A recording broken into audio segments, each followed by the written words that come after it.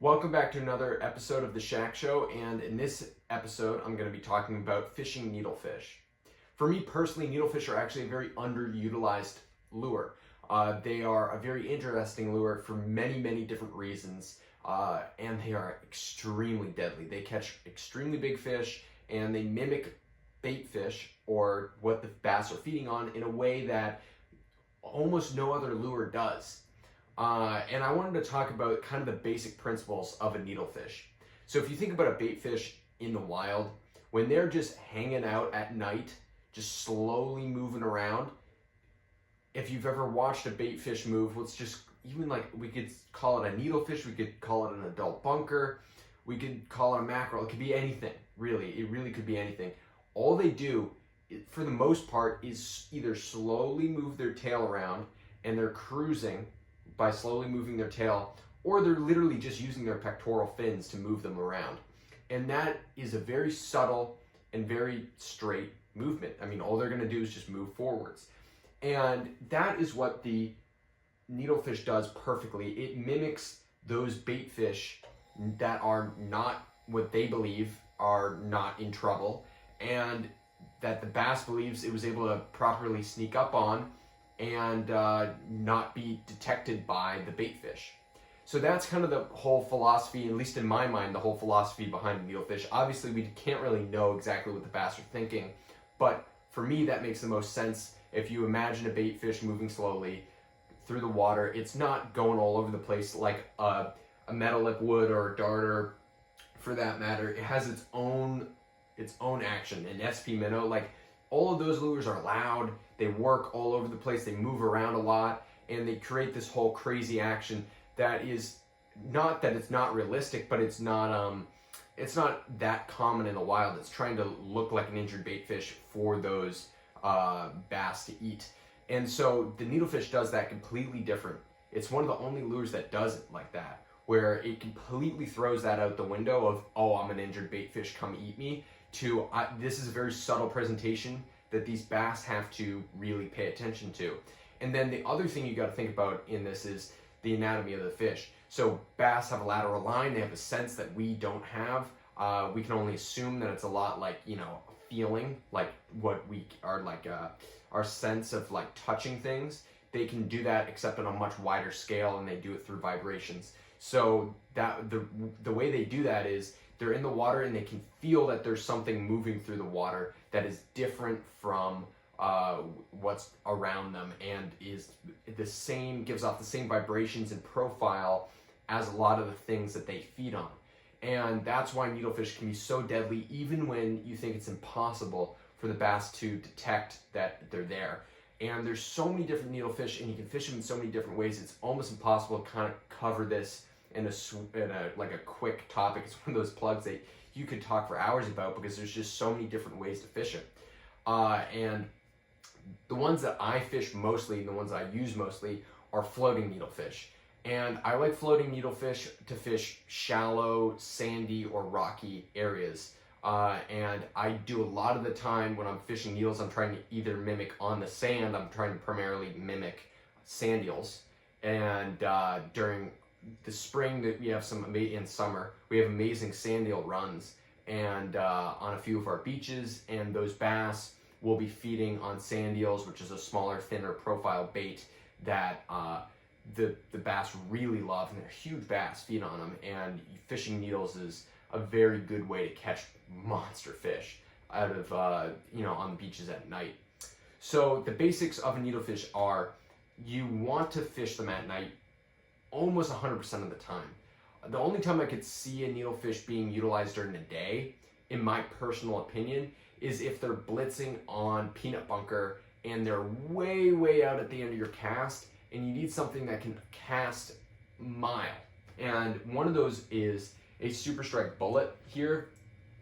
These you can cast a mile. I mean, it's unbelievable. And obviously it's shaped like a bullet, so when it flies through the air, it's going to be going an extraordinary distance and covering a lot of water. So I could see you using this during a peanut bunker blitz, where you need to get that lure way out there into those fish, because nothing else can get there. And a lot of the time you'd be fishing a pencil anyway in that scenario, and then I would just rip this in, and you'd hope that a bass would eat it. So that's like the only scenario where I could see you, if that was the only thing you had in your bag that could go extremely far, that's the one thing that I could imagine you using for peanut bunker, or during a peanut bunker blitz for bass during the day.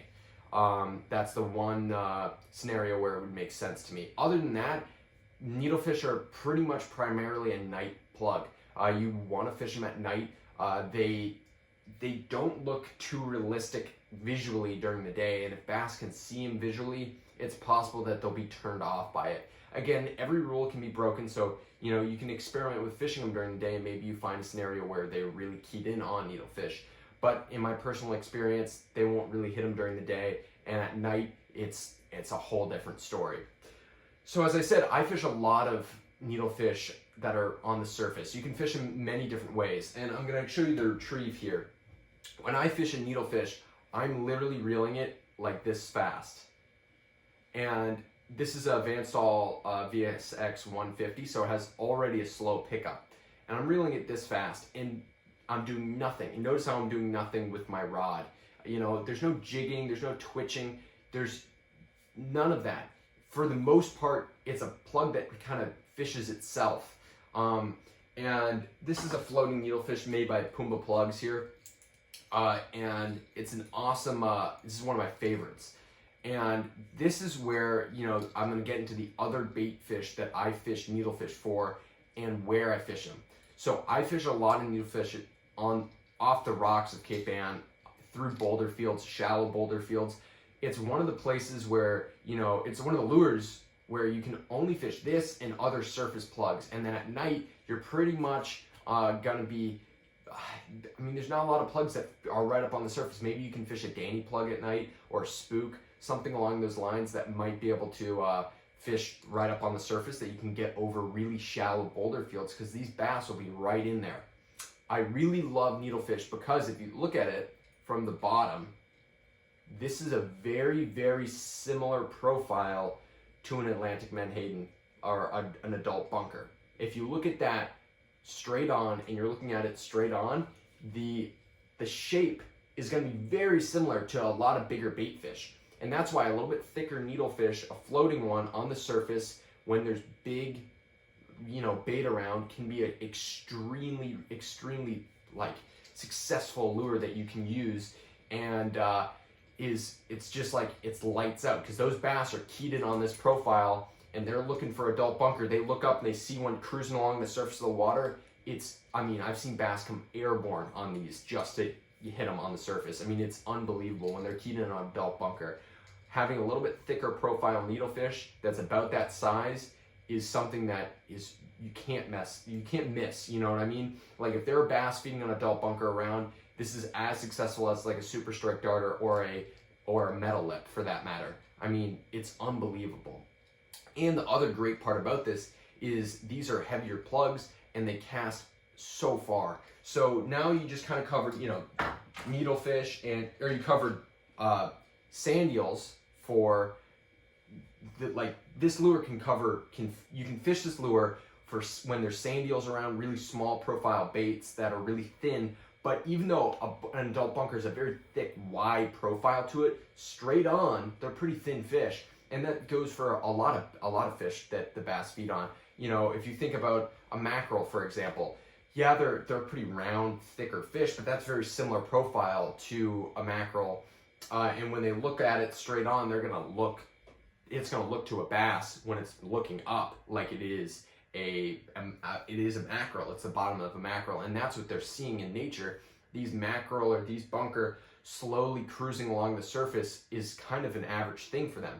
And what the bass are gonna look at and think, you could imagine that they're thinking, okay, I have a very short window to hit this prey item before they shoot away from me because they realize I'm here. That means that the bait fish doesn't know that I'm here. And that's, that's the name of the game for bass. They stock up on their prey and then they try to quickly grab it off the surface or grab it wherever they are. And that's a very realistic scenario where you have an adult bunker or a school of adult bunker up on the surface for these bass, and they're trying to swim away from them, and they can jump out of the water and disappear in seconds from these bass. But then you have that's just slowly moving in front of them, and they think that it doesn't know they're there, I mean, it's a lights out, deadly, deadly lure.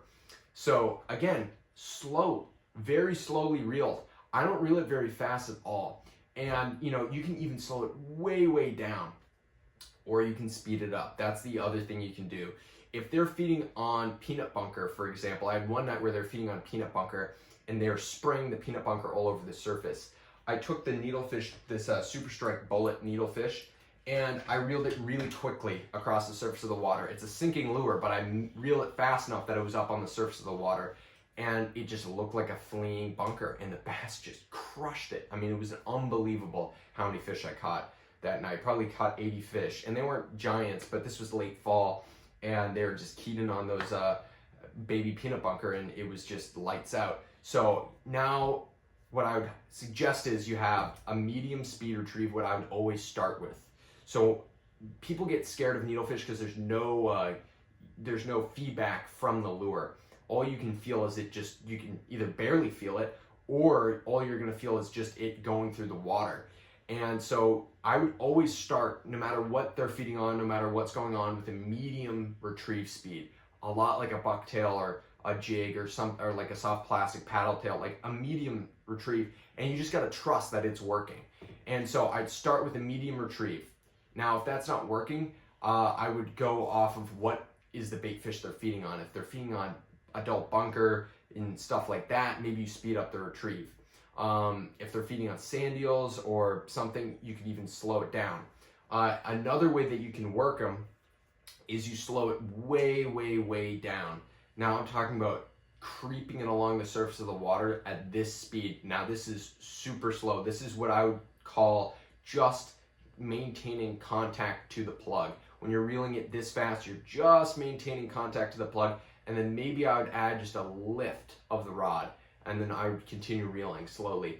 And you'd be very, very surprised that just a slow, painfully slow retrieve on a lot of needlefish is what those bass want when they're being extra finicky. And the great part about that is, yeah, the bass might be following it for a very long period of time, but you can cast them so far that you can pick up a lot of fish, and then eventually, you know, because there might be some competition out there, they're gonna be forced to grab on. And I found a lot of the time when they're being extra finicky, going painfully slow with the retrieve is a must. So let's just go recap that. I'd always start, you know, with a medium retrieve speed, about this fast. Then I would probably slow down, or I would think about what are they feeding on. If I know they're feeding on adult bunker or peanut bunker, maybe I'd speed it up. But if I didn't really know what they're feeding on, I'd probably slow it down, and I would do that painfully slow retrieve, and I'd lift the rod, and I would reel slowly, and I'd lift the rod. And by the way, I'd be doing all of this for 10 casts. So I do 10 casts with a medium retrieve, 10 casts with a slow retrieve, and then I do 10 casts with a fast retrieve. And a fast retrieve is pretty much burning it right across the surface. And that's now we're kind of trying to get their attention, and there's other lures that are better for that. But if you were just using a needlefish, those are the 3 ways I use them. But for the most part, I'm using a medium retrieve or I'm using a slow retrieve. Sometimes, for certain scenarios, I'll use a fast retrieve, but that's not all the time. Okay, so now let's get into the different types and styles of needlefish. I mean, there's so many types and styles and weights and everything of needlefish, and there's so many different ways you can fish them. I just showed you what I would fish for most floating and, you know, sinking, you know, relatively sinking, I guess, a medium sinking speed retrieve. Then there's many other ways you can fish them. And that's what I would fish for most, like medium-sized surf, even to fairly large surf, and it being glass calm. Those are the 2 ways that I would use it. You'll have a lot harder time doing the slow retrieve when there's bigger surf, but you have to, that's one of those things that you just have to kind of think about when you're using your plugs. You know, what is going to work and what's not going to work. If there's huge surf, you're probably not going to want to go super slow. You're probably just going to have to do a medium retrieve, and then that medium retrieve is just going to be maintaining contact at that point, just because of how crazy the surf is. But for sinking needlefish, let's talk about like Super Strikes with the red eye. This is a medium-sized profile. You'd be shocked that this in like 20-foot wave, not 20-foot waves, but 10-foot waves is unbelievable. The big bass will see this in a 10-foot wave and they'll eat it. It's crazy. It's one of those things that you can hardly imagine a giant bass in all its wild surf seeing this. But what you do now is you fish it a lot like a bucktail almost. You want to use the wave sweep. You want to use the current that's in the water to, reel down, get into contact with the plug, because you'll feel the weight of the plug, and then slowly reel and kind of let the wave do the work, or let the current do the work. Swing it through the current like you would a bucktail, and that's going to do the same thing. You're going to be able to swing it right through the zone of where the fish are, and I can kind of demonstrate the retrieve to this, but this is going to be, I guess, the next step up. And it's a little bit more difficult to feel and get the correct feeling down of how this works. It's definitely a more advanced maneuver, a more advanced tactic to get these fish. But what you do is you slow it down, and you reel until you get contact. So there's huge surf, and then once you have contact, you're gonna almost stop reeling, and you're just gonna feel that plug swinging the current, swinging the current, swinging the current. If you lose contact, you reel a little bit, and then you let it swing the current, and then the fish will grab it. Boom! You got a hook set nice and quick, and then you're in, and then it's an awesome fight because you're in huge swells and big current. And that pretty much is the same for we could call it like an inlet tactic. So say you're on a jetty or something, there's extreme current coming through, or in an estuary with a lot of current, letting that plug sink down and then swinging it is a very, very popular way to fish needlefish. I guess it's not very popular, but it is one way that you can fish needlefish and be very wildly successful doing so, because you can fish it very similar to like a bucktail. You're kind of floating it right in front of the fish's face. You're keeping it in the strike zone down low, where a lot of these other plugs you can't really do that with. This is one of those plugs that's that you can fish them in many different ways, but one way that almost no other plug works is being able to swing in current without it going crazy, and getting it down deep. And by crazy, I mean having ridiculous action and stuff. Yeah, you can have Danny plugs get down deep and other lures, but like a bucktail, having that very minimal action, slow, like in the fish's face, in the strike zone for a while, that's something that the needlefish does exceptionally. And then you have, there's plenty of different sizes of needlefish. So you can go huge, and we have some giant needlefish here. Just what you can see is you can go really, really big with needles. And the reason you can go so big with needles is sometimes those bass are on big profile baits, and you need something that's huge. If they're on adult bunker, you throw this thing out, or if they're on like a black sea bass or something, this could be the profile they're looking for. Just something big meal.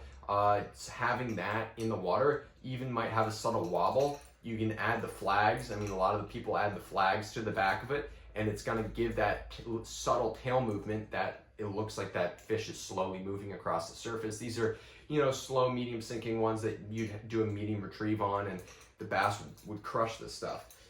And then you have the classic ones, like you have a Gibbs.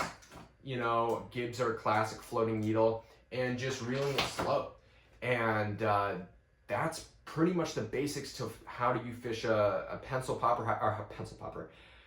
That's pretty much the basics to how I fish a needlefish, and they're just an exceptional lure. I highly suggest anyone that has been putting off trying it to give it a good go this season, when you are in a place where you have a boulder field and you don't want to get hung up fishing a bucktail. Try putting on a floating needlefish, or hung up fishing a super strike darter or something. Try throwing on a needlefish, a floating needle. In the same scenarios where you'd have a darter work extremely well, whether there's a lot of current or something, you can play around with it, slowing your retrieve down, letting it swing. If you have huge surf, trying a little bit more of a sinking one instead of a bucktail, you'll get better casting distance with a sinking needle. I mean, the casting distance is one of the best parts of this plug, and you'll be able to swing it in the current. It mimics a ton of different baits. I mean, it's amazing. So again, I hope you guys enjoy this video. Please like and subscribe. Thank you guys for watching, and I'll see you next time.